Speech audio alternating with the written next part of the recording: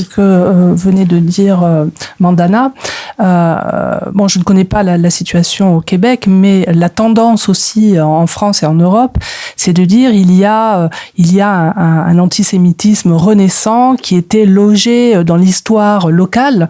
Moi, je suis pas tout à fait d'accord avec ça, parce que je constate que les manifestations que l'on voit, qui sont clairement antisionistes et donc antisémites, on y trouve des composantes assez claires qui sont la gauche radicale et l'islamisme. Je n'ai pas vu de manifestations de catholiques anti-judaïques, etc. Je n'ai pas vu ça. Donc je pense qu'il faut rester dans le sujet à partir des faits. Et il y a bien ce qu'on appelle une alliance islamo-gauchiste qui s'est manifestée à l'occasion, donc dès le 8 octobre 2023, et elle s'explique par une mobilisation depuis 20 ans, et notamment du boycott BDS, du mouvement BDS, boycott des investissements sanctions, qui visait à criminaliser à peu près tout ce que faisait Israël.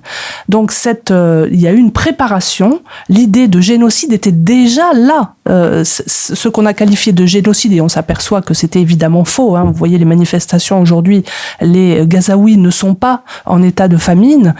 Donc cette préparation à l'idée qu'il y aurait un génocide commis par Israël est complètement fabriquée. Elle est fabriquée par deux tendances qui sont les islamistes, les frères musulmans. Il faut jamais oublier que le Hamas est une branche des frères musulmans, et donc tout son réseau déployé en Europe qui s'est activé et qui a mobilisé, parce qu'elle le fait déjà depuis plusieurs années, la gauche radicale. Donc ce sont bien ces deux mouvements-là qui sont à la pointe de l'antisémitisme renaissant aujourd'hui.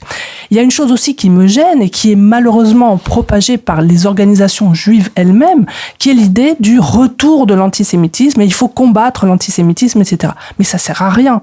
Je veux dire, on ne combat pas la haine, on combat les causes de la haine, on combat les causes de l'antisémitisme. Et il faut être clair avec ça, les causes de cet antisémitisme-là, elles sont islamistes. Pourquoi ? Quand vous lisez Youssef El-Kardaoui, qui est vraiment un personnage, on l'appelle le cyber-moufti, un personnage mais très important pour le sunnisme dans le monde, qu'est-ce qu'il dit ? Il dit « il faut cultiver la haine d'Israël ». Et donc des juifs. Ça, c'est quelque chose qui est dans la matrice islamiste, dans la matrice des frères musulmans. Mais là, si je comprends bien, il n'y a pas que les juifs, il y a nous, les blancs, les mécréants. Et vous avez raison, pourquoi les juifs d'abord ? Parce qu'ils tiennent la terre de Jérusalem qu'ils ont décidé de trouver sacrée. Chose relativement récente.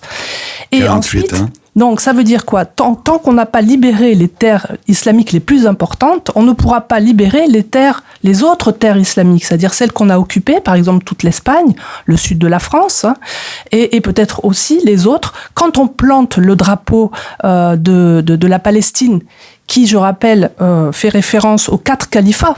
Ce n'est pas un drapeau laïque, c'est un drapeau religieux. Quand on plante ce drapeau-là à Montréal, on dit, voilà, ici c'est une terre d'islam. Et donc